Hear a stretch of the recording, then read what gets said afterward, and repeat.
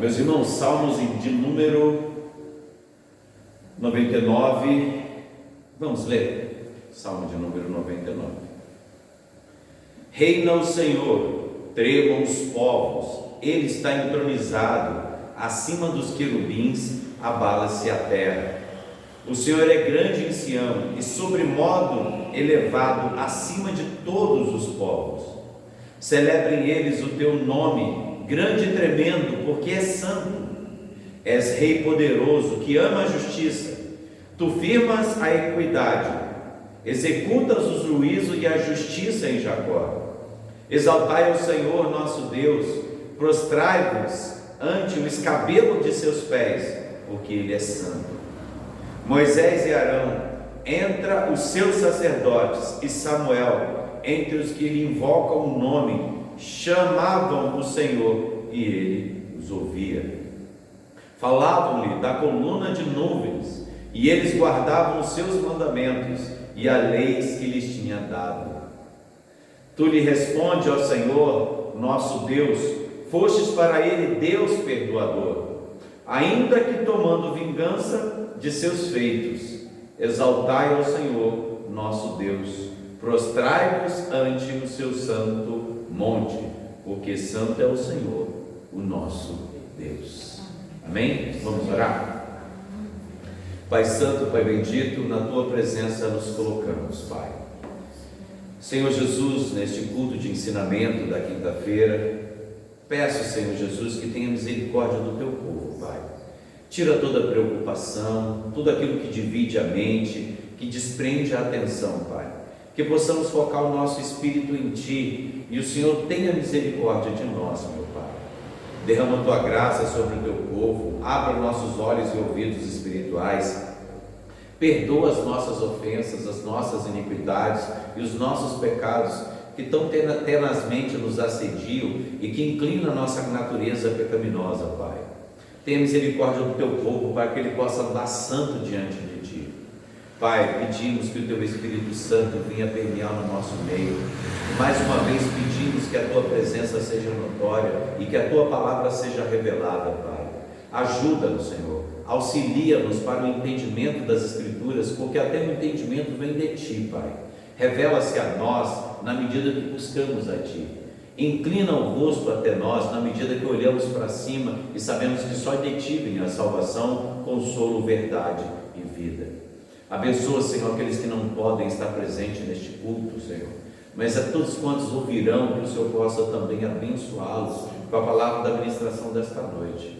Revela-nos, Senhor Jesus, a Tua vontade, a Tua intenção e ensina-nos. Louvado seja, te agradecemos nos méritos do nosso Senhor e Salvador Jesus Cristo.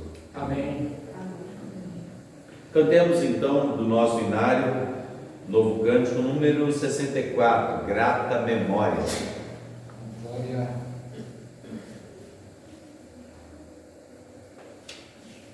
Número 64, Grata Memória.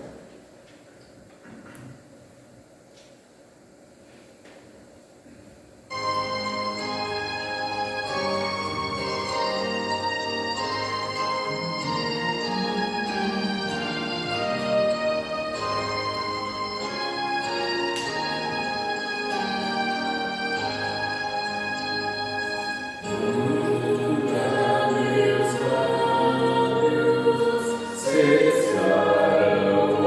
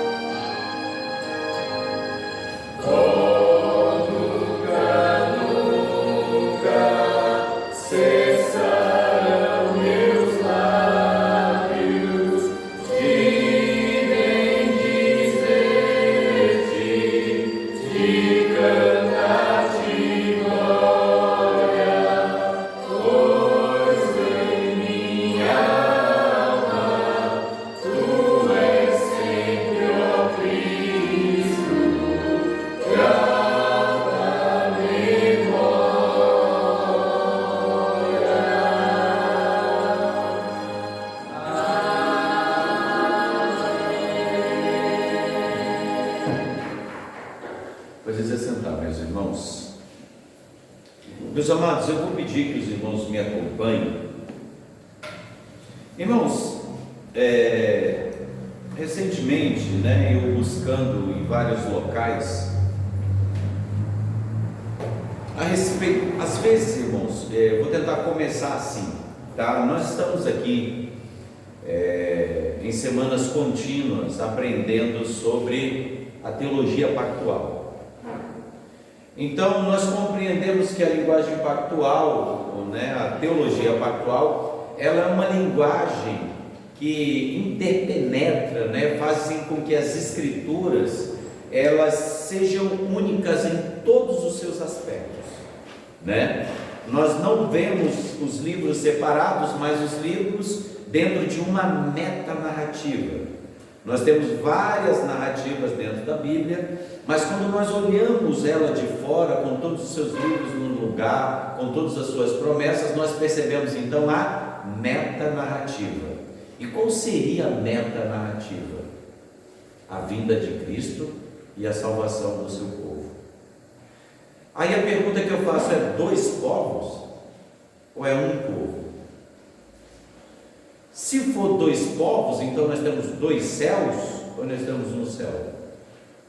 Brincadeiras à parte, há quem diga que tem três, até o terceiro céu.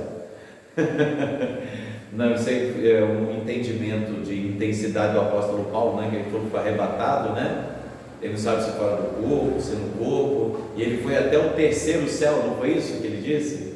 Então, que mistério, tem mistério não, irmãos.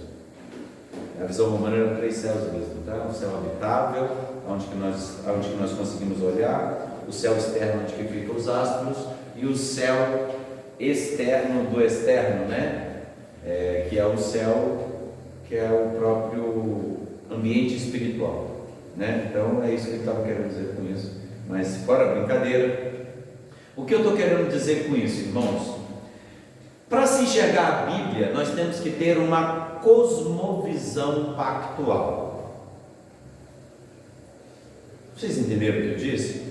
Nós teremos que ter uma cosmovisão pactual. Por que é tão difícil para algumas pessoas entenderem as doutrinas reformadas? Porque ela não tem uma cosmovisão pactual. Então, quando nós dizemos que as leis elas não cessaram e elas se mantêm vivas, o que eles falam? Não, a gente vive na época da graça, ou na dispensação da graça. Ou quando você fala, por exemplo, a respeito do batismo, por exemplo, não, batismo é credo batista. Por quê? Não, porque esse negócio de batizar criança, isso aí não tem sentido nenhum, porque a circuncisão não faz sentido. Então você vai percebendo que as pessoas elas estruturam conceitos e ideias, e elas, dentro dessa estrutura, ela manifesta a sua visão pessoal, Como que Deus pode fazer isso? Como que Deus pode fazer aquilo? Como que pode existir eleição? Esse pessoal reformado é doido. Como é que eles falam? Como assim a gente não pode resistir a Deus? Aí você vai ver que essa cosmovisão, como eu não tenho opinião, como assim eu que não mando nos negócios, eu que não escolho ser salvo, é Deus que me salva. Então tudo isso depende da sua cosmovisão, como que você enxerga o universo à sua volta. E como nós podemos enxergar a Bíblia de uma forma completa, onde ela seja una em todos os seus aspectos, mas ao mesmo tempo ela cumpra o seu papel de revelação, de Gênesis até Apocalipse. Como que nós conseguimos ver isso? Através da cosmovisão pactual. O que eu estou chamando de cosmovisão pactual é a revelação que a Bíblia nos dá por inteira, não pela metade. Primeira coisa, irmãos, que nós já sabemos, mas eu vou acentuar novamente, é que não existe Velho Testamento. O primeiro ponto que nós devemos lembrar sobre a cosmovisão pactual é que através do pacto nós percebemos o quê? Que não existe Velho Testamento. Um padre católico falou que quem deu a Bíblia para a igreja são eles, porque é a igreja que construiu a Bíblia, entendeu? A igreja que nos deu a Bíblia, não é a Bíblia que deu a igreja. Essa é a visão das igrejas católicas romanas, né? Eu fico pensando, né? Há 5.100 anos atrás, eles lá com Moisés, Moisés, ó, tá vendo esse trecho aqui de Gênesis? Eu queria que você escrevesse isso assim, tá? Olha, a igreja católica apostólica romana está ensinando como que o Gênesis foi construído. Tamanha besteira que é ouvir um negócio desse, né? Igual aquele mito urbano de que a Bíblia foi decidida em Nicéia. Gente, é de arrepiar. Quando chega datas comemorativas, nascimento de Jesus, Páscoa e tal, aí vem o history, dizendo que foi em Nicéia por Constantino, ou então o pessoal da seita adventista, eles vão lá e falam que foi em Nicéia que foi decidido o dia do Senhor, que mudou de sábado para domingo. Eles falam que lá que foi decidido o que era, o que não era. Gente, eu fico assim, sabe? O cano moratoriano, ele é de 180, gente. A Bíblia inteira que a gente conhece já estava no ano 180 andando na mão do povo. Aí vem uma igreja católica romana que só a partir do concílio de Éfeso é que passou a ser romanizada. Próximo ao ano 500, agora ela quer ter a autoria da Bíblia. Então aí você percebe, tem um monte de gente boba seguindo atrás, que não conhece história, que não conhece línguas originais, que não conhece absolutamente nada, caindo nessa história daquele filmezinho lá, o Dembral lá, aquela cena ridícula, falando que isso aqui foi decidido. Parece que é assim, né? Pegaram um monte de livro, esse aqui vai, esse aqui não vai, esse aqui não vai, e esse aqui não vai. É tão absurdo isso, sobre o ponto de vista histórico, é tão absurdo porque, irmãos, porque primeiramente, praticamente nada do Antigo Testamento foi tirado. Praticamente nada. De tudo que foi escrito antes de Cristo, praticamente nada foi tirado. E o que é do Novo Testamento em sua época, quase nada foi acrescentado. Então vocês percebem que tudo isso é um grande conto de fadas para iludir as pessoas. E o que mais me chama a atenção, irmãos, vocês sabem o que é? O feitiço do texto. Porque, irmãos, é possível você ser bíblico e ao mesmo tempo ser bibliolatra. Ou seja, você pode idolatrar a Bíblia. Você pode conseguir fazer com que a idolatria da Bíblia te faça não entender a Bíblia. Tanto a confissão de fé, quanto os cânones de Dort, quanto as confissões do catecismo do breve, do catecismo, o que eles falam? Que a Bíblia ela é suficiente para que você entenda a vontade de Deus, e a Bíblia também, de tudo que se pode tirar dela, algumas coisas são inferidas. O que é isso, irmãos? Tem coisas que estão na Bíblia, mas elas não recebem nome. Mas nós aceitamos ela como doutrina fundamental. Eu queria que os irmãos mostrassem para mim onde está escrito na Bíblia. Adivinha o que? Trindade. Achem para mim a palavra trindade na Bíblia. Alguém consegue achar? É porque não tem. Mas toda a nossa fé é baseada em quê? Na Trindade. Existe uma igreja verdadeiramente cristã, sem dizer que ela é uma igreja que aceita a Trindade, porque o que é a Trindade? É aquilo que está relatado em quais documentos, irmãos? Que nós professamos quase todos os domingos. Os credos. Os 3 credos ecumênicos falam de quê? Trindade. Trindade é a base do cristianismo. Agora eu me pergunto, aonde está esse nome? Esse termo foi cunhado por Tertuliano de Cartago. E aí aproximadamente no ano, não sei se é de 90 a 150, alguma coisa assim, tá, irmãos? Mas o que eu estou querendo dizer para todos os irmãos, existe esse termo na Bíblia? Não.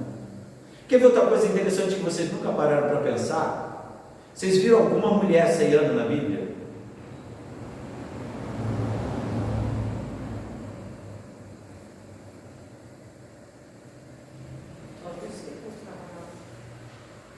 Segunda pergunta, vocês já viram uma mulher sendo batizada na Bíblia? Ah, então não tem. Então para com esse negócio aí, vocês não é que foi tudo batizado, isso aí é coisa de endemoniado. Não pode, porque não está escrito na Bíblia. Não tem que ela foi batizada. Lídia é sua casa? Não? Então, a casa, né? Ela é sua casa. Então, mas você percebe que essas coisas não são muito claras. Por que elas não são claras? Não, porque elas estão dentro de um contexto. São coisas que você consegue perceber sem que o texto diz claramente. Exatamente. Exatamente. Por exemplo, quando nós falamos de batismo infantil, por que as igrejas históricas insistem em que o batismo infantil ele é algo proveitoso para as escrituras? Ah, mas não tem nenhuma prova, é óbvio que não tem lá agora irmãos, nós vamos fazer o batismo agora dessas 15 crianças que estão aqui, mas por inferência, existem vários textos que corroboram para isso, mas não necessariamente esse texto fala propriamente dito. Por exemplo, eu queria não ter ouvido, eu queria desouvir, né? Estou brincando, tá? Eu queria não ter ouvido, mas eu vi aí um desses debates que eu detesto, né? Eu detesto debate, eu não estou aqui para impor minha posição, nem disputar com os outros, porque eu creio que esse posicionamento é bíblico, a não ser que a discussão seja para crescimento, né? Que a divergência de opinião não gere inimizade e nem tem pouco destruição daquilo que as escrituras determinam como verdade. Porque ele falou assim, porque Jesus Cristo foi batizado. O primeiro argumento que a pessoa disse que só adultos podem ser batizados é porque tem que ser adulto, porque ele tem que ter fé. Eu lhe pergunto, se você está usando Cristo como exemplo, Cristo teve que ter fé? Você imagina o Filho de Deus tendo que ter fé para ser batizado? Segundo, o batismo que eles acreditam é para o quê? Confissão de pecados, não é? Você tem que confessar que é seus pecados. Qual o pecado de Cristo?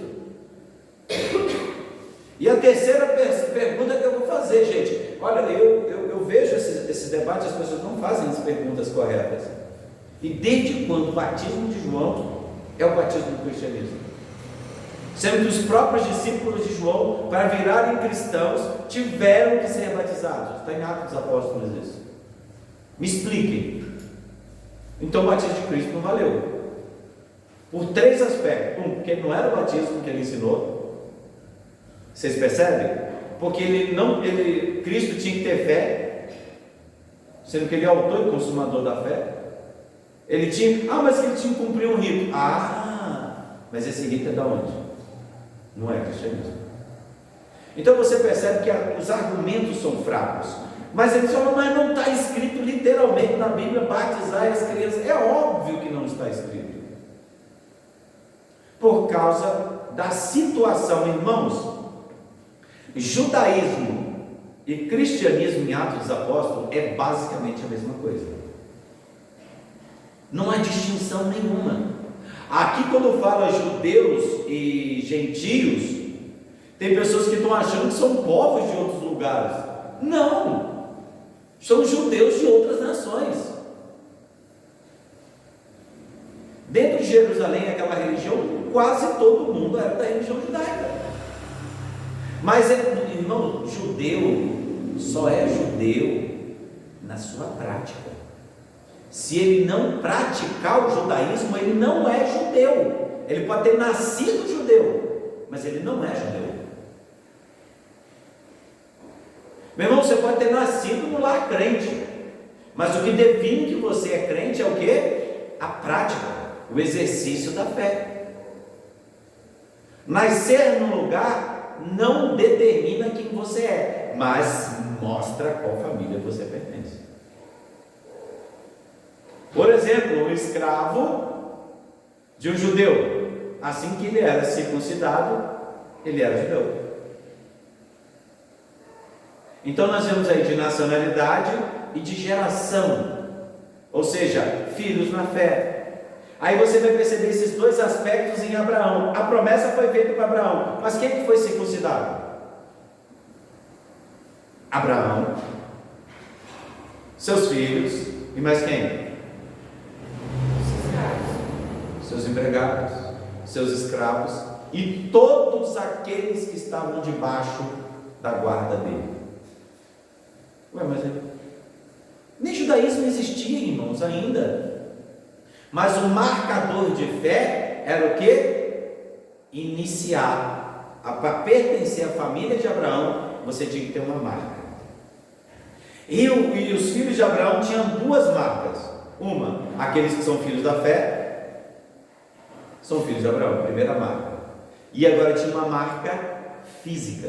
E essa marca física estava na descendência de Abraão. Irmãos, deixa eu fazer uma pergunta. Foi necessário Abraão circuncidar primeiro, antes dos da sua casa?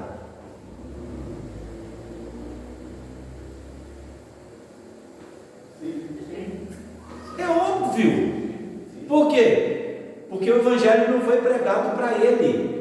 Porque o evangelho foi pregado para ele, não foi pregado para os filhos que ainda estavam lá, nem para os funcionários e nem para o seu filho novo. Quem foi prometido? Para ele. Mas assim que ele recebeu esse mandamento, o que aconteceu? Assim que ele se circuncidou, quem se circuncidou? Todo mundo entrou na dança. Agora, você é batizado, mas seu filho não pode. Sendo que a promessa era por Abraão e para a semente de Abraão. E todos quantos são filhos da fé são filhos de quem? Então o selo está sobre quais filhos? Todos os filhos de Abraão. Os filhos da carne e os filhos da fé. Porque creu Abraão, isso lhe foi imputado por justiça. E o apóstolo Paulo fala que todos aqueles que são filhos da fé são filhos de Abraão. Logo, se os filhos de Abraão eles receberam a marca no corpo e no coração através da fé, logo nós também, e os nossos filhos também. O Abraão, é o seguinte: você vai se circuncidar, só que quando seu filho fizer 12 anos, ele vai decidir se ele vai circuncidar ou não. É isso que está escrito nas escrituras? Isaac nasceu e já foi circuncidado. Ao 8º dia. Isaac não escolheu nem o nome dele, vai escolher o que ele vai ser quando crescer? Então vocês percebem que parece não fazer sentido se você olhar sobre o aspecto. Ah, mas isso é a lei, isso aí. Não existia lei ainda. Nós estamos falando aí de 450 anos antes de Moisés. Nós sabemos disso, nós acabamos de estudar de Gênesis, estamos em Êxodo agora estudando. Antes de existir qualquer lei, já estava rolando um batismo lá em Abraão. Abraão é uma. Ah, mas não existia evangelho na época, né? Ei, nós sabemos que existia. O apóstolo Paulo falou que não só ele viu, o próprio Cristo falou em João 8 que Abraão o viu. O evangelho foi pregado para ele e ele aceitou Jesus. Eu estou brincando, né? Fazendo um apelo aí, uma brincadeira aí sobre o povo que aceita apelo. Mas aí vocês percebem que ele viu Cristo, ele viu o evangelho e ele já fez o quê? Ele já batizou os filhos dele. Agora você, alecrim dourado, que nasceu no campo sem semear, acha que não posso batizar o meu filho na graça. Ah, mas isso não existe no Antigo Testamento assim, não é desse jeito. Bom, eu não sei, mas o Shema, ele ensina o quê? Não, o livro de Provérbios ensina o caminho que o teu filho deve andar, que crescendo nunca se desviará dele. Então qual é a responsabilidade nossa, dos filhos da fé? É fazê-los com que eles cresçam no Evangelho. Sabe para quê? Para que não se desvie dele do caminho. Engraçado, nós podemos ensinar, nós podemos mostrar, nós podemos fazer tudo com a criança, menos vai estar. É porque não está escrito aqui, pastor. As principais doutrinas das Escrituras não estão escritas. Vocês percebem? Ah, mas isso... Aí, irmãos, nós temos que entender os aspectos bíblicos de continuidade e descontinuidade. Vamos lá. Os aspectos de continuidade são aquilo que começou no Éden e vai terminar só com a volta de Jesus. Esses são aspectos de continuidade. Agora, quais são os aspectos de descontinuidade? Aí a gente está falando de tipo e de antítipo. Nós continuamos matando cordeiro? Por que a gente não mata cordeiro? Porque no Antigo Testamento apontava para um cordeiro que viria. O cordeiro veio. Por isso que a gente não mata mais. Vocês percebem isso? Por isso que a gente não mata mais o cordeiro. Antes nós levávamos os nossos sacrifícios pelo pecado para o sumo sacerdote, onde queria apresentar o sacrifício diante de Deus. Por que a gente não faz mais isso? Por que hoje o altar se transformou em culto? Isso aqui não significa absolutamente nada. Porque o sumo sacerdote, ele já fez o sacrifício, ele já levou para Deus. Então a gente não precisa mais disso. Esses são aspectos de descontinuidade. Por quê? Porque ele se cumpriu. Mas a nossa esperança no Cordeiro acabou? Logo que o Cordeiro veio? Por que hoje nós não fazemos mais a marca física na criança quando ela nasce ao invés do batismo? Por que nós não fazemos isso? Porque Cristo veio e a marca não é mais física. A marca agora, a circuncisão é no coração, como está em Gálatas. Ou seja, os aspectos físicos da lei, ele tem tomado outras proporções. Por quê? Porque essa marca física agora, ela é substituída por uma marca externa de apresentação pública de fé. Em outras palavras, a circuncisão marcava na criança que ela pertencia à família da fé. E o que o batismo faz? Introduz a pessoa na família da fé. O seu aspecto espiritual permanece, simbólico permanece, mas o aspecto de cumprimento cumpriu-se em Cristo Jesus. Ah, mas eu não posso simplesmente pegar uma coisa física e transformá-la em espiritual. Isso é um erro teológico, porque a Bíblia não nos ensina isso. Então o que a gente vai fazer, irmãos, com a Páscoa? O que a gente vai fazer com a Páscoa então? Então a partir de hoje não tem mais ceia do Senhor, porque ela era um aspecto físico e agora ela se tornou em um aspecto espiritual. Ah, então isso te dá o direito? Sim, porque nós usamos os mesmos elementos e as mesmas mudanças foram notadas e admitidas pela igreja e não há problema nenhum com isso. Então isso é uma visão, tá? É uma cosmovisão pactual. A mesma lei que se aplica a Chico se aplica a Francisco. Ah, meu pastor, mas quem era circuncidado era só as mulheres. Então por isso que é só os homens. Por isso então aí a circuncisão não vale, porque e as meninas, como é que fica? Porque agora não há distinção entre judeu, homem, mulher, cita. Não é isso que Jesus fala? Que não há distinção. O alcance salvífico, o alcance da marca, o alcance da inclusão na igreja é sobre todos os aspectos. A mulher agora é honrada. A mulher não tomava ceia, por que ela toma agora? Pelo mesmo motivo que antigamente só as crianças, só os machinhos eram circuncidados, mas hoje as mulheres são aceitas no batismo pelo mesmo motivo da ceia. Quantas mulheres estavam na ceia do Senhor? Quantas mulheres estavam na ceia do apóstolo Paulo?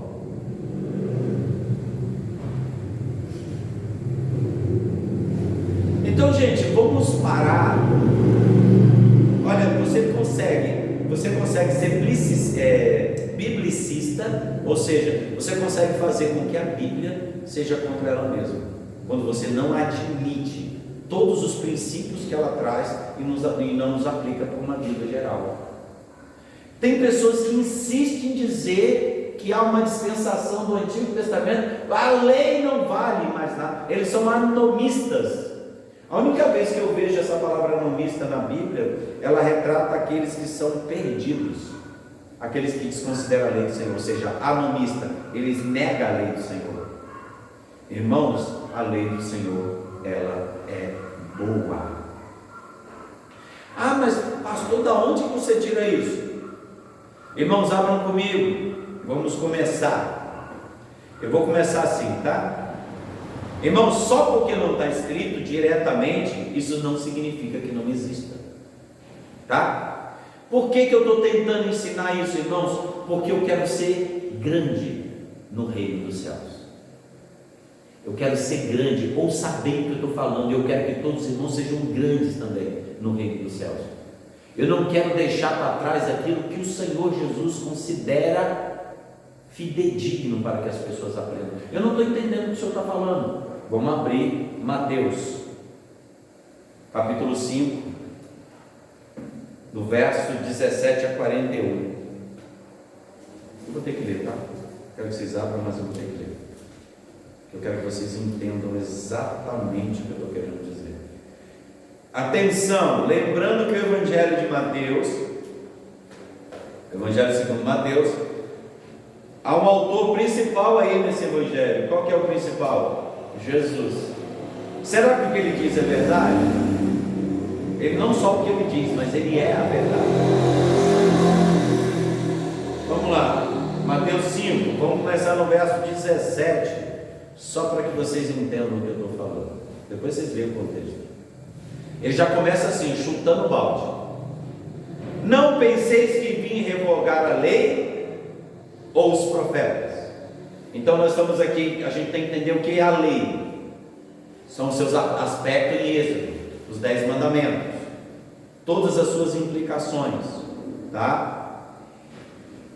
Ou os profetas. Quem são os profetas? Desde Moisés. Isso mesmo. Moisés é considerado não um profeta. Moisés é o profeta. Até porque foi ele que escreveu a lei. Vocês estão entendendo esse sinergismo aí, essa coisa que o próprio Jesus está querendo fazer? Lei e Moisés. O autor, né, o coautor, porque quem deu a lei é o próprio Deus que escreveu na pontinha do dedo e deu para ele. Entendeu? E ele está falando, não, eu não vim revogar a lei cuja qual foi dada pelo dedo do meu pai através do profeta Moisés. Ele juntou o balde aí e já pegou pesado. Vocês nunca prestaram atenção nesse detalhe, né? Tá vendo? A Bíblia ela é mais o que não está escrito diretamente do que o que está escrito diretamente. Por isso que nós estamos aprendendo o que é ser um pactualista, tá? Ele falou assim: eu não vim para revogar, eu vim para cumprir. Mas você, alecrim dourado, que nasceu no campo sem semear, você jura que não deve cumprir. Isso porque Jesus ele falou que era para nós seguirmos o caminho que ele andava e fazer as coisas que ele faz, porque afinal de contas, você é cristão. O mínimo que você deveria fazer é o quê? Copiar Jesus Cristo. Agora Jesus pode cumprir a lei, agora você não, bonitão. A gente não precisa, nós estamos na época da graça. Sempre foi graça. De Gênesis a Apocalipse, sempre foi graça. Então vamos lá. Porque em verdade vos digo, olha só. Eu ia falar em grego, mas deixa eu falar. Em verdade vos digo. Então, a primeira coisa, qual é o veículo que ele diz? Ele diz usando qual veículo? A verdade. Então, o pressuposto que ele está usando aqui é a verdade. Tá? Que até os céus e a terra passem, nenhum i e nenhum tio jamais passará da lei, até que tudo se cumpra. A pergunta que eu faço: quando tudo vai se cumprir? Na volta de Cristo. Isso significa, nesse ato de tempo entre a promessa de Jesus, a encarnação de Jesus e a sua parousia, ou seja, a sua volta física, existe um hiato de tempo. E a lei, ela assumiu em qual hiato de tempo? Cristo Jesus, ele disse que só quando ele voltar. Se Jesus voltou, eu não fiquei sabendo. Isso significa então que a lei ainda está em vigor.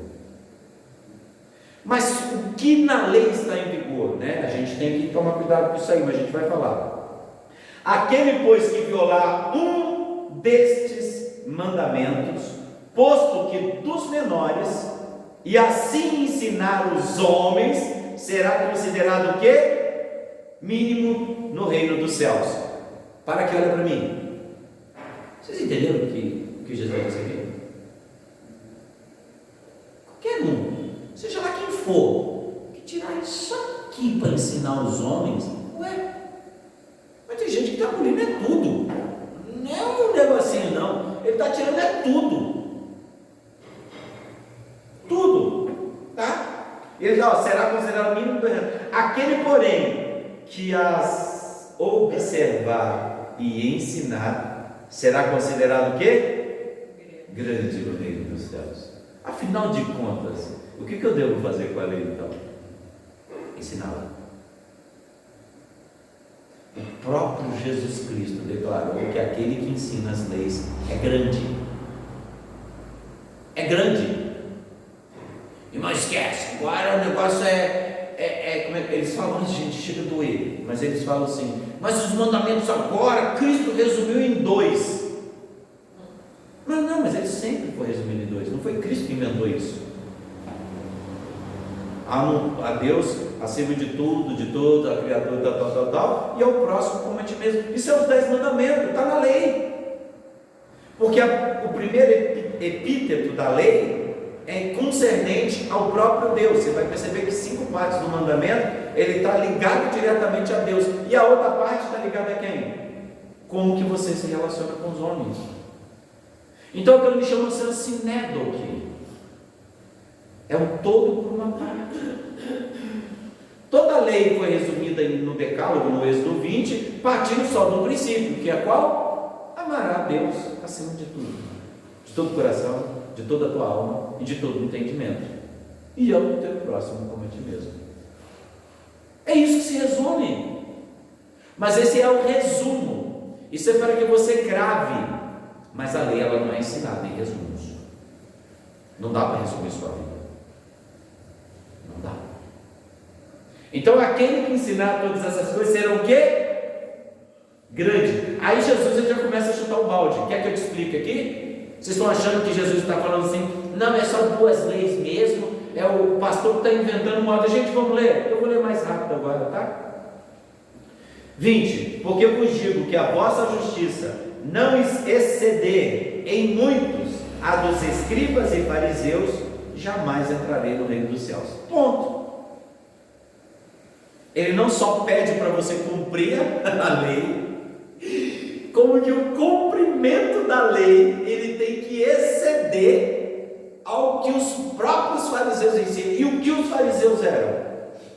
Os racitins, os sábios, intérpretes da lei. Jesus está falando: não basta interpretar, tá? Vocês têm que viver. E o nível que vocês devem viver tem que exceder ao nível que os fariseus falam. Não é eu que estou dizendo, tá? Eu estou lendo o texto, tá? Se você quiser brigar comigo, eu vou mandar aí um telefone para vocês falar com Jesus. Ouvistes o que foi dito dos antigos? Não matarás. Aí ele explica: e quem matar está sujeito a julgamento. Eu, porém, vos digo que todo aquele que se irá contra o seu irmão estará a julgamento. E o que proferiu insulto ao seu irmão estará sujeito a julgamento no tribunal. E quem lhe chamar tolo será sujeito ao inferno de fogo. Se, pois, ao trazeres ao altar a tua oferta, ali te lembrares que teu irmão tem alguma coisa contra você, deixa perante o altar a sua oferta e vai primeiro reconciliar com teu irmão. Então, voltando, faz a sua oferta.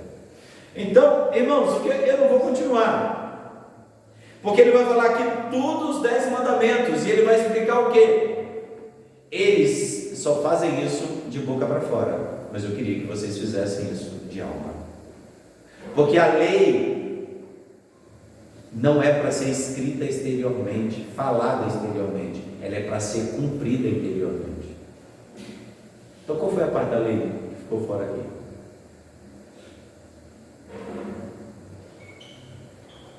Eu não entendo, sempre foi graça, irmãos. Só que hoje o peso para nós é pior, porque a interpretação da lei para nós aqui pegou. Então vocês percebem que essa anomia, isso não é uma coisa normal. Isso não é um padrão, porque não foi Deus que fez isso. Então você vai perceber traços no Antigo Testamento que refletem uma característica para o Novo. Então, onde que eu quero deixar para vocês, irmãos? O próprio Jesus também, em João 15, abram comigo. João 15, Evangelho de João 15, 5, depois nós vamos para 10. Vamos lá, igual eu estou falando, não é minha opinião, tá? Eu sou a videira, vós os ramos. Quem permanecer em mim e eu nele, esse dá muito fruto, porque sem mim nada podeis fazer. Vamos lá. Agora você só vai entender o que eu estou querendo dizer agora. Vamos para o verso 10 agora. Se guardares os meus mandamentos, permanecerei no meu amor, assim como também eu tenho guardado o quê? Os mandamentos de meu Pai, e no seu amor permaneço. Então, permanecer no meu amor significa Guardar os mandamentos. Guardar os mandamentos de Deus. Você quer saber qual que é o amor de Cristo? Guarda o mandamento do Pai dele, que afinal de contas, o que ele veio fazer na terra? Cumprir os mandamentos. Nós já acabamos de ler isso. Ele veio cumprir os mandamentos. Mas você, Alegria Dourada, acho que não. O que eu estou querendo dizer é brincadeira do Alegria Dourada, porque é só para quebrar o gelo. Mas nós estamos percebendo que vários aspectos da lei ele é descumprido a cada dia, e Deus é desonrado nisso. Nós, como igreja reformada, nós confessamos os 10 mandamentos e os guardamos, não porque ele seja fazendo isso nós vamos ser salvos, mas nós amamos Cristo, por isso cumprimos os mandamentos. Por quê? Ao amar Cristo, nós temos que fazer o quê? Cumprir os mandamentos. Então, amar a Cristo é cumprir os mandamentos. Agora, quais mandamentos? Segundo a lei seca ou segundo aquela interpretação que a gente acabou de ler em Mateus 7? Em Mateus 5, do 17 a 41. O nosso amor tem que exceder aos dos fariseus. Então, o que nós percebemos aqui? Que não existe anomia. Mas o apóstolo Paulo falou diferente. Não, o apóstolo Paulo não falou diferente. Você que não entendeu o que o apóstolo Paulo disse, tá? Gálatas 3:24. Vamos lá. Gálatas 3:24. Só para não ficar nas minhas palavras. Alguém pode ler para mim? Eu vou ver se eu acho aqui. Mas aquele que achar primeiro, pode ir lendo. De maneira que a lei nos serviu de aio. Pode parar aí. De maneira que a lei nos serviu como aio. E o que o aio faz? Tempera o arroz? Não. O aio não tempera o arroz. O aio, a palavra aio aí significa pedagogo, tá? A tradução é aio, mas o sentido literal é paideia, né? Então é pedagogo. E o que o pedagogo faz, irmãos? Ele ensina. Ele ensina a quem? A que tipo de criança, a que tipo de pessoa o pedagogo ensina? Minha esposa linda, fala para mim. Crianças. Então a lei, ela serve como um condutor de crianças, para fazer com que essa criança faça o quê? Cresça. Cresça. Pode continuar lendo. Nos serviu de aio para nos conduzir a Cristo, a fim de que fôssemos justificados por fé. Então vocês perceberam então? Agora sim, agora nós já chegamos onde que eu queria, porque nós vamos voltar para onde de novo. Mas, então a lei, ela nos serviu para quê? Olha o que está escrito aí, olha só. De maneira que a lei nos serviu como um pedagogo, como um orientador de criança, para nos conduzir a Cristo. E quando nós somos conduzidos a Cristo, a nossa fé de criança, ela se desenvolve até chegar numa fé já madura, que é a fé em Cristo. Porque enquanto nós estamos só na lei, nós somos crianças. Mas a partir do momento que nós saímos dessa lei dura, crua, na pedra, e vamos para Cristo, nós crescemos. Por que nós crescemos? Para que nós fôssemos justificados pela fé. Mas tendo vindo a fé, já não ficamos mais subordinados ao aio. Vocês entenderam? Por quê? Porque nós crescemos. Quando Deus nos dá a fé, o cumprimento da lei é diferente. Olha só, a lei nos leva até Cristo. E quando nós chegamos até a Cristo, o que acontece conosco? É nos dado fé. Então nós crescemos de meros obedientes de mandamentos para sermos justificados.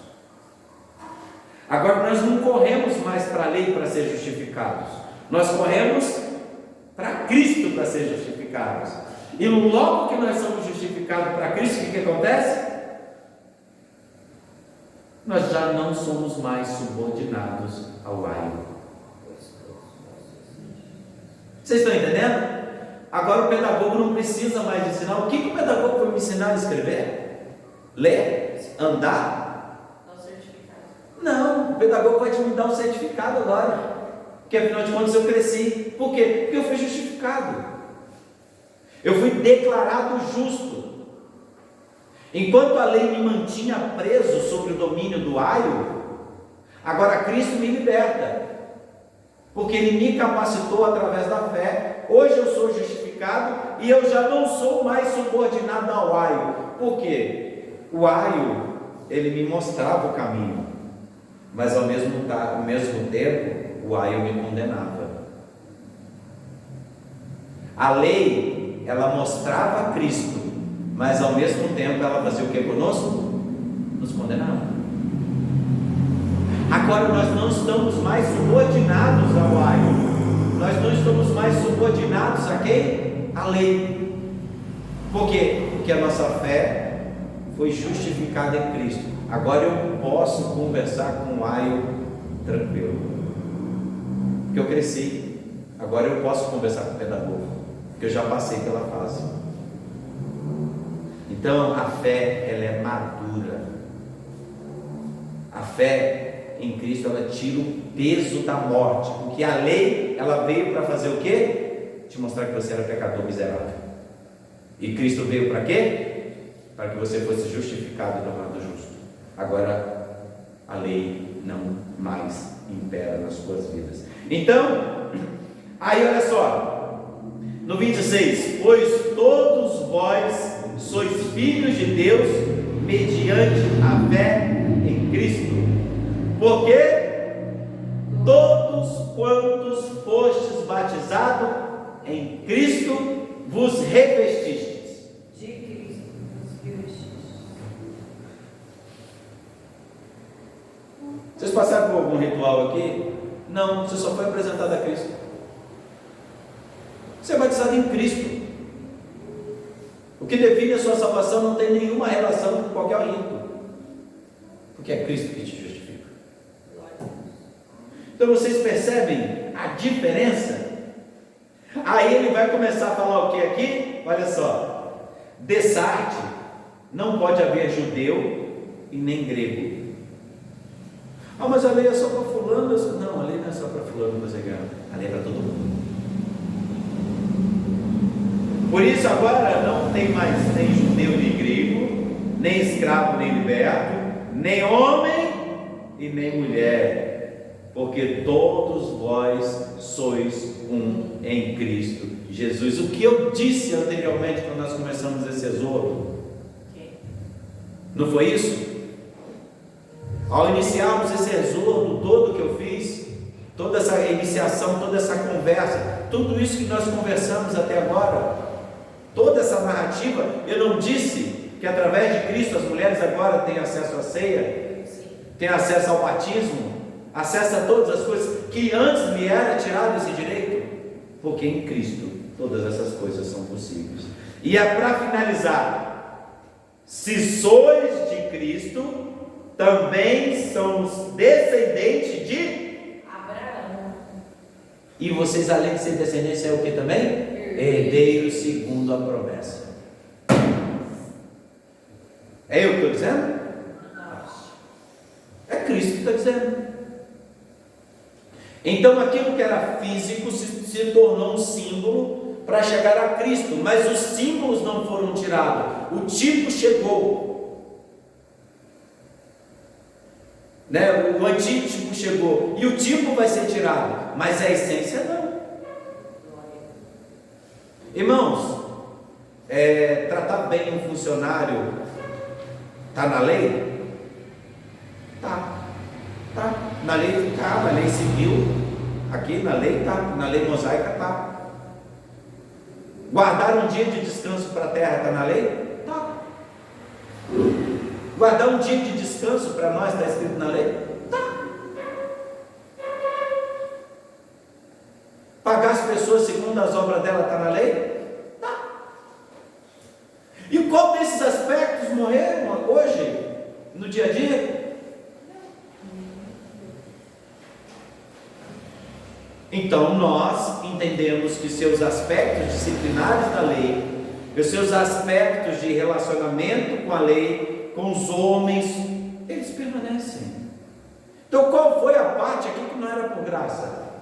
Sempre foi por graça. Abraão foi agraciado. Irmãos, se nós entrarmos em Gênesis capítulo 3, na queda do homem, estava o que? Adão e Eva escondidos. Assim que Eva pecou, Eva e Adão saíram correndo atrás de Deus e falou: Deus, eu quero você, eu quero ser perdoado, me ajuda porque eu caí e comi da maçã, ou do fruto proibido. É isso que está lá? Até deu o nome agora, o fruto proibido, até a maçã. Foi isso que aconteceu, irmãos, no Éden? A primeira coisa que Adão e Eva fez quando pecaram foi esconder. Você sabe por quê? Porque ninguém quer Deus. Ninguém quer ser confrontado com o seu pecado. Ninguém quer Deus. Se Deus não for lá, Adão, onde você está, Adão? Porque no final é isso, irmãos. É Deus olhando para nós e fazendo o quê? Cadê você, meu filho? Aonde você está? Quando Deus pergunta aonde que Adão e Eva estavam, não é porque Deus não sabia. Deus tinha acabado de fazer, Deus tinha feito o jardim, gente. Você acha que ele não conhecia o jardim que ele fez? Você acha que ele não conheceu a criatura que ele fez? Ele sabia exatamente onde eles estavam. E Deus faz o quê? Vai até ele. Não, e Deus ainda, né? O pessoal fala aí, Deus ainda dá aquela ainda, onde você está? Onde você está? Na verdade, Deus está abrindo uma comunicação com o homem. Ele usa de artifícios para que o homem entenda que quando ele pecar, ele só tem um lugar para correr. Não é para debaixo do mato, não é para debaixo da folha, não é esconder a sua vergonha, mas é ir até Deus. É isso que nós temos que fazer. Mas o homem natural, ele vai correr de Deus. Então sempre foi eleição. Deus sempre escolheu o seu povo. É Ele que vai até o caído, é Ele que vai ao pecador e o traz de volta. Não tem lugar nenhum na história que tenha sido diferente. Nenhum. Mas tem um monte de gente achando que pode escolher Deus. Isso é ignorar o que o Paulo diz, que não há um justo, não há um sequer, não há quem queira Deus, ninguém quer Deus. E tem gente confiando em seus próprios méritos, em suas próprias justiças. Irmãos, todos estão debaixo da lei. Romanos capítulo 3. Vamos dar uma olhadinha? Eita glória! Romanos capítulo 3. Não, Romanos não pode faltar. Tem mais Romanos por aí. Romanos 3. Romanos 3. Só isso, eu quero que a gente leia. Porque há quem diga, irmãos, que nós somos totalmente diferentes dos judeus. O que é aplicado para judeu é judeu, porque Deus vai tratar com os judeus de forma diferente e com a gente ele vai tratar de outro jeito. Então eu tenho que achar uma coisa dessa na Bíblia. Porque há dispensacionalistas que juram que vai haver algo diferente entre o povo de Israel e em relação a gente. Mas eu tenho que entender o que o apóstolo Paulo está falando aqui, que eu não consigo perceber isso. O apóstolo Paulo explica, vamos lá. Ele fala, pois então, qual é a vantagem do judeu? Ou qual a utilidade da circuncisão? Eita, vamos conversar nesse assunto de novo aí. Há muita, sobre todos os aspectos, principalmente porque os judeus foram confiados os oráculos de Deus. Então a gente sabe que uma distinção clara é que o evangelho não foi dado para nós. Isso. Primeiramente não foi dado a nós. Então você pode pensar, ei, te peguei, pastor. Viu? O oráculo foi dado para eles, então a partir de agora, sinto muito, mas peguei você, meu garão. Não, eu não vou nem ler. Não. Mas vamos lá então. Eu que eu já ia pular já o outro só para ficar com essa pergunta na cabeça. Vamos lá. E daí? Muito, aí ele falou assim, ó. E daí? Se alguns não creram, a incredulidade deles virá desfazer a fidelidade de Deus?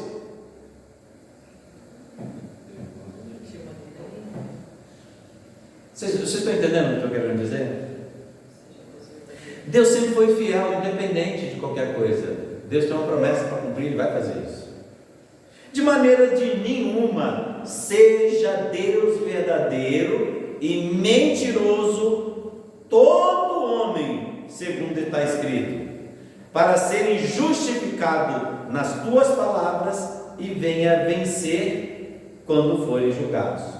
Mas se a nossa justiça traz luz à justiça de Deus, que diremos?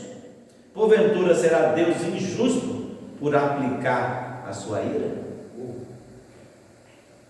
Não. não pode. Deus não pode se irar com o povo. Por quê? Não sei, o cara falou para mim que não pode. Fui dizer para a pessoa que Deus está irado e ele vai cobrar justiça. Ele falou, não pode, Deus é amor. Uai, sou.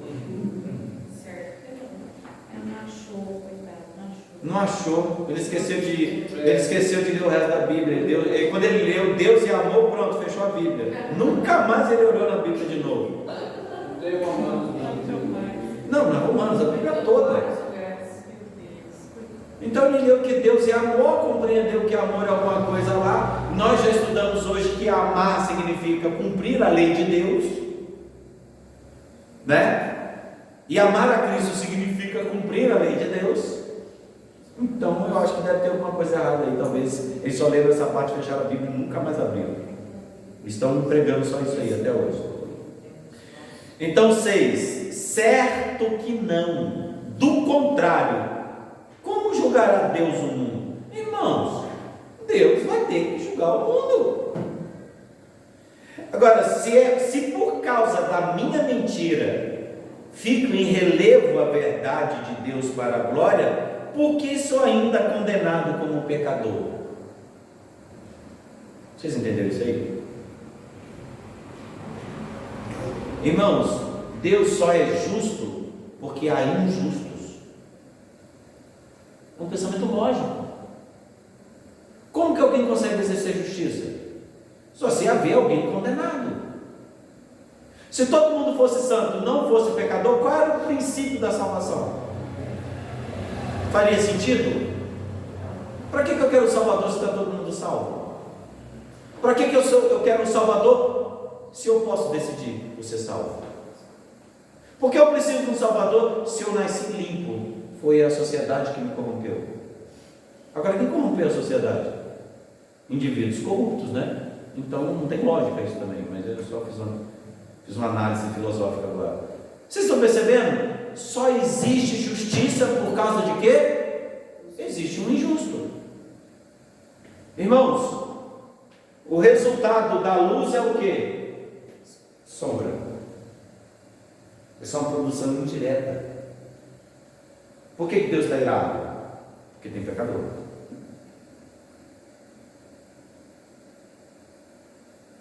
Aí a pergunta é, então por que eu sou condenado ainda? E por que não fizemos como alguns caluniosamente afirmam que fazemos? Pratiquemos males para que venham bens. A condenação deste é justa. Que se conclui? Temos nós qualquer vantagem? Não, de forma nenhuma, pois já temos demonstrado que todos, tanto judeus quanto gregos, estão debaixo do pecado. Irmãos, a única diferença é que todos nós estamos sob o pecado. A pergunta aqui não é por que Deus condena injustos. A pergunta é por que Deus salva injustos. É isso que as pessoas não entenderam ainda no contexto inteiro desse texto. A questão é que Deus deveria estar irado com todo mundo, e por algum motivo que nós não sabemos, Ele decidiu salvá-los. Então a pergunta que você fala, nossa, Deus condena uns ao inferno, você não entendeu nada. Todos estão condenados ao inferno, e Deus decidiu tirar alguns. Por quê? Faça a mínima ideia. É isso que o texto está querendo dizer aqui. Tem gente questionando por que nós somos culpados ainda. É porque na verdade é que todos são culpados. É você que não entendeu ainda. Todos são culpados, e por algum motivo. Mas você está querendo dizer então que todos são culpados? Que absurdo, pastor, não é assim não. Eu sou uma pessoa tão boa, meu filhinho pequenininho, ele é tão bonzinho.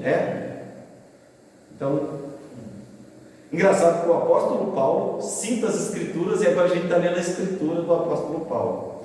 Então vamos lá, capítulo 3, verso 10. Como está escrito? O que está escrito? Não há um justo. Ei, você que acha que você é justo? Não há um justo. Ninguém é justo. Nós já nascemos totalmente corrompidos e depravados. Eu vi um vídeo essa semana que me arrepiou. Falou, nossa, os calvinistas acham que, por exemplo, que nós somos totalmente depravados. Não é os calvinistas que acham isso. O apóstolo Paulo está falando que todos são depravados. Ele falou que não há um justo sequer. Aí ele falou assim, não, mas a gente busca a Deus sim, nós temos o direito de buscar a Deus, nós conseguimos buscar a Deus sim. O que eu faço com esse texto? Vocês estão me ouvindo? Porque eu vi isso no texto, no vídeo que a pessoa falou. Não, a gente busca a Deus, mas a Bíblia está dizendo que não há quem entenda e não há quem busque a Deus. Ou eu que estou enganado? Todos se extraviaram. Ah não, mas existem pessoas boas, a gente não é tão mal assim. Então me responda isso. Todos se extraviaram e se fizeram inúteis, não há quem faça o bem, não há um sequer. Ah, mas eu vi o cara falando que um senhor de idade que disse que estudou o calvinismo, que estudou o agostinianismo, ele nem sabe o que está falando. Olha isso aqui, não há um sequer. Você nunca vai buscar Deus, você não é justo. E vou te falar o que ainda a Bíblia, a Escritura fala de como nós somos quando Deus não nos concede graça. Olha o que ele fala: a garganta deles é sepulcro aberto, ou seja, tudo que fala é só podridão. Como a língua urde engano, veneno de víbora está nos seus lábios. A boca eles têm cheia de maldição e amargura. Seus pés são velozes para derramar sangue, e seus caminhos a destruição e a miséria. Se isso aqui não é doutrina da depravação total, eu não sei o que é. Meu Deus. Não, mas eu não sou tão assim. Calma, isso acontece para alguns, mas a Bíblia fala que todos desconheceram o caminho da paz. E você sabe o que é legal dessas pessoas que estão todas indo para o inferno? Não há temor diante dos seus olhos. Eles olham para Deus e não têm medo. Eu conheci um camarada que ele falou assim: ah, meu filho, quando vir o diabo eu vou dar um beijo nele, vou abraçado com ele no inferno. Ele falava isso para mim. Realmente, é uma vida miserável. Por quê? Porque nos seus olhos não há temor a Deus. Então o que o apóstolo Paulo está falando aqui no texto, capítulo 3? Que todos estão indo para o inferno. E Deus, de forma injusta, resolve salvar alguns. Então você, olha aquele dourado, que nasceu no campo sem semear, minha esposa não gosta quando eu falo isso. Mas sim, você não escolhe Deus, você não procura Deus, você não é bom, você é mau, você é ruim. Você não é tão ruim quanto Hitler. Por quê? Porque Deus controla a maldade no mundo. Mas no final das contas, se não for a misericórdia de Deus, esse mundo já teria colapsado. Ninguém, não é todo mundo que é igual ao Hitler, porque Deus controla. Porque se ele deixar, está aqui o que o ser humano é. Ele é capaz de tudo, absolutamente de tudo. Então, ora, sabemos que tudo que a lei diz aos que vivem na lei, o diz para que se cale toda a boca e todo mundo seja culpável diante de Deus. Sim, você é culpável. Então você não pergunta por que Deus, nossa, por que Deus está enviando fulano para o inferno? Deus não está enviando para o inferno, Ele está tirando. Ele só está tirando. Pelo menos é o texto. Aí ele fala: olha só, você que acredita que você contribui na sua salvação, você que acredita que de alguma forma você pode ajudar a Deus na sua salvação, você que acredita que de alguma forma você, eu olhei para Deus, eu quis Deus. Verso 20: visto que ninguém será justificado diante dele por obras da lei, em razão que pela lei vem o pleno conhecimento do pecado. Você nunca vai conseguir buscar Deus. se ele, primeiramente, não ir até você. Por isso que até na própria lei, Deus tirou um povo cativo do deserto, para o deserto, tirou de mãos poderosas, e quando ele foi instituir a lei, ele falou: se preparem, todos vocês, 3 dias, lavem suas roupas, venham até o monte, vou marcar aqui, não passa daí não, senão tá com fogo, mata todo mundo. Tem limites da aproximação de Deus aí. Convidou Arão e Moisés: ó, vocês vêm um pouquinho mais para perto. Então Moisés, você vai lá, fala assim para ele, chama para eles verem que é eu que estou falando. Aí Deus aparece, misericórdia, Deus aparece, é de arrepiar os cabelos. Nós vimos isso na semana passada. E depois que ele deu a lei, e o povo falou: não, fala aí, eu não quero ouvir mais Deus não, mas Moisés, fala aí contigo. Só que quando Moisés foi subir para buscar a lei, adivinha? Deus disse: eu vou ao encontro de você. Sempre foi assim. Moisés estava no monte, Deus desceu para o monte para que pudesse alcançar Moisés. Sempre foi Deus que foi até o monte. Mas o que isso tem a ver com o Novo Testamento? O que isso tem a ver com o Novo Testamento? Tudo. Mas como você consegue achar? Por isso que nós estamos falando de cosmovisão pactual. Nós vamos ver que todos os aspectos permanecem uno, nada foi tirado, a não ser os seus aspectos de descontinuidade. Ou seja, o tipo, representando o antítipo. O antítipo veio, mas a essência do cumprimento está toda ainda nas Escrituras. Vamos lá. 1 de Pedro, capítulo 2, verso 9 e 10. Assim que vocês acharam, pode ler para mim, porque eu estou doido para fazer essa conexão aqui, pactual. Eu não vou nem procurar na minha Bíblia, não. Vós, porém, sois raça eleita, sacerdócio real, nação santa, povo de propriedade exclusiva de Deus, a fim de proclamardes as virtudes daquele que vos chamou das trevas para a sua maravilhosa luz. Olha só. Vocês ouviram o que acabou de ser dito aí? O que Pedro está fazendo? Ele está dizendo que agora todos os povos, agora, a pregação dele que é para o gentio, para várias nações, povos de várias regiões. Ele está dizendo o que, Pedro, na sua carta pastoral? Que Deus nos fez o quê? Nação santa. Mas de onde que ele está inventando isso? Nossa, Pedro é inteligente pra caramba, né, gente? Você vê que palavras bonitas que ele acabou de inventar. Irmãos, puxe pela memória. Êxodo 19, vamos lá? Vamos abrir aí? Êxodo 19, versos 5 e 6. Vamos ver se Pedro está falando da mesma promessa que foi feita para o povo que se tornou o povo hebreu e judeu, ou se ele está falando para nós? Vamos ver qual dos dois ele está falando. Lê para mim aí, Êxodo 19, de 5 a 6. O que está escrito?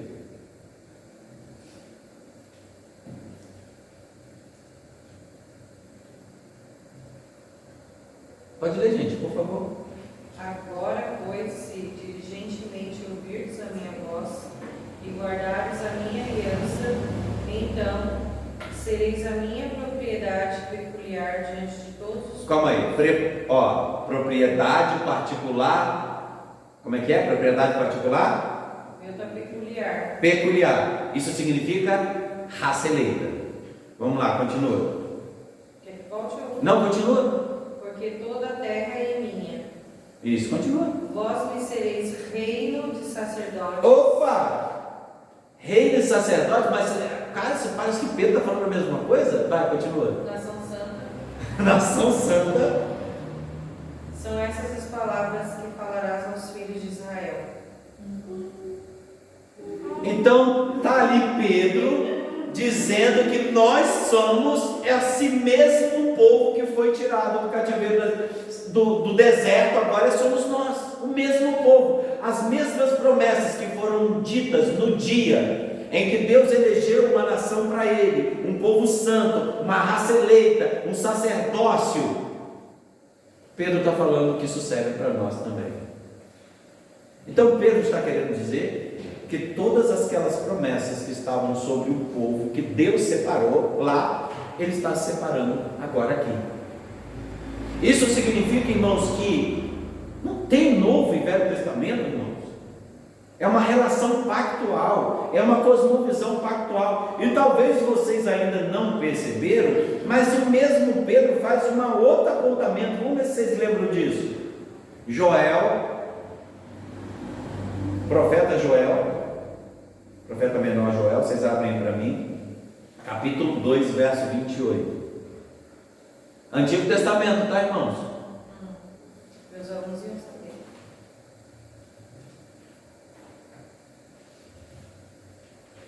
Os profetas menores aí, atrás de Malaquias, vem puxando um pouquinho, vocês vão achar Joel aí. Joel quanto? 2, verso 28, o que está escrito? 28. Pode ler. E acontecerá depois que derramarei do meu espírito sobre toda a carne. Vossos filhos e vossas filhas profetizarão, vossos velhos sonharão e vossos jovens terão visão. Quem está falando isso aí? Joel. Joel? Não. Eu estou achando que é Pedro que está falando isso. Em Atos 2, verso 17. O que está escrito em Atos 2, 17? Esse aqui é Atos 2, 17. Está escrito o que, mãe Eliana? Lê para mim. Atos 2, 17.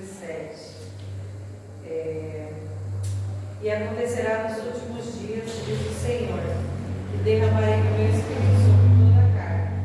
Vossos filhos e vossas filhas profetizarão, vossos jovens terão visões e sonharão vossos velhos. Então Pedro ele está querendo dizer que esse mesmo fenômeno que aconteceu lá está acontecendo aqui. E talvez vocês não perceberam o que aconteceu ali. Foi o derramamento do poder de Deus de forma visível, que todos os povos viram. Aonde que isso aconteceu, irmãos? No Pentecostes, no Pedro. E aonde que aconteceu antes? Lá em Joel. Não.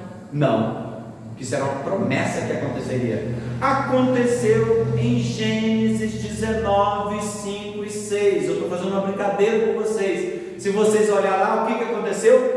Deus desceu visivelmente, o fogo do céu estava sobre a cabeça do povo que estava observando. Deus falava em voz de trombetas, ou seja, em outras línguas, e a presença de Deus era notória. A Shekinah estava lá, o monte fumegava e o poder de Deus estava presente, e todo mundo sabia que era Deus que estava lá. E o que estava acontecendo em Atos 17? A mesma coisa. Deus se manifestou presente, pessoas simples de todas as nações estavam ali, e todos puderam contemplar visivelmente que Deus estava naquele lugar. Por quê? Porque veio como línguas, como repartidas de fogo, e estava sobre a cabeça, e o vento impetuoso tomou conta daquele lugar. Deve ter feito uma barulheira, deve ter zunido tudo, que o vento é, impetuoso, ou seja, um vento forte. Todo mundo sabia, tinha fogo lá dentro, vento, um barulheira danada, línguas estranhas. A gente não está falando da mesma coisa agora? O que aconteceu mesmo? Antes em Gênesis e depois. Exatamente. Mas por que aconteceu? Porque naquele dia, em Gênesis 19, foi estabelecido as leis para o povo e as leis para a igreja. O que aconteceu em Atos dos Apóstolos? O revestimento do poder é o mesmo revestimento que Arão e que Moisés receberam. Você está vendo os 12 e os 120, né? Na verdade, eles também receberam essa unção. Deus se fez presente e mandou leis, né? Quais leis? Quais leis? Os 10 mandamentos. Qual foi a lei nova que foi dada para os apóstolos? Nenhuma. Mas agora eles podem cumprir a lei que foi dada por Deus, porque sem o Espírito Santo ninguém cumpriria a lei. Agora Deus não só se fez presente, como enviou o teu Espírito Santo, reafirmou a lei, só que agora o cumprimento de lei é através de Jesus Cristo. Vocês estão entendendo, irmãos? Sim. agora sim, em Atos dos Apóstolos, a lei pode ser cumprida. Por quê? Porque Jesus havia comentado isso aonde, irmãos? O que é amar a Cristo? Nós lemos. Cumprir os mandamentos. Então, através do quê? Do Espírito que é derramado sobre de Jesus Cristo, que é o Espírito Santo. Então, amar a Deus é ser cheio do Espírito Santo. E ser cheio do Espírito Santo é o quê? Cumprir a lei. E o que aconteceu em Atos dos Apóstolos? Aí vocês estão vendo, vocês estão vendo a circunlocução, vocês estão vendo o Antigo Testamento, o Novo Testamento, cumprimento de uma coisa aqui, cumprimento da coisa, tudo se misturando. Agora eu não sei mais se é Novo Testamento, se é Velho Testamento, está todo mundo junto nesse negócio. Por quê? Porque é uma coisa só. Isso é cosmovisão pactual. Nós temos que entender que Deus tem os relacionamentos com seus filhos através de pactos. Eles se cumpriram em Jesus e se cumprirão ainda na parousia que vier, ou seja, na volta visível de Cristo. Irmãos, nunca foi de outro jeito. Por isso que nós, reformados, entendemos que a Escritura ela é uma só. Nós a gente fala de Escritura veterotestamentária e a gente fala do Novo Testamento. Mas no final, todo o cumprimento dessas coisas, é um bloco só. O apóstolo Paulo, quando ele vai orientar o Timóteo a respeito das Escrituras, qual é a Escritura que ele está falando? O Antigo. É porque não tem Novo Testamento ainda. E ele trata o Antigo Testamento como Escritura, fiel e digna de observação, fiel e digna de aceitação. E quando ele escreve para Timóteo 3,16, ele fala que toda a Escritura é inspirada por Deus. Ele falou, só o Novo Testamento é inspirado por Deus? Por que o povo faz isso então? E o exemplo de Escritura que ele está usando é o Antigo Testamento. E o Theopneustos, soprada por Deus, inspirada significa soprada por Deus. Isso rememora o que, irmãos? A criação de Adão. Ele está falando que a construção do homem é através da construção da palavra. O apóstolo Paulo falando para Timóteo, ele está apontando para Gênesis. Theopneusto, o homem foi criado. Theopneusto, Deus soprou. Deus soprou. Theopneusto. Ele usa a mesma estrutura de ideia para dizer que as Escrituras ela formam o homem. Por isso que ele vai concluir a ideia dizendo o quê? Para redarguir, admoestar, para que o homem seja perfeito e perfeitamente instruído para toda boa obra. 2 Timóteo 3,16. Mas aí eu vou brincar de novo. Mas você, alecrim dourado, que nasceu no campo sem semear, acredita que você não vai seguir nem o Antigo nem o Novo Testamento. Então, irmãos, por que eu toquei nesse assunto hoje? Eu queria que os irmãos entendessem, existem coisas que não estão explícitas nas Escrituras, mas ela está nas Escrituras. Às vezes são doutrinas salvíficas de importância gigantesca, mas elas literalmente não estão escritas aqui. Por isso que nós entendemos a Escritura como um todo, não como uma parte.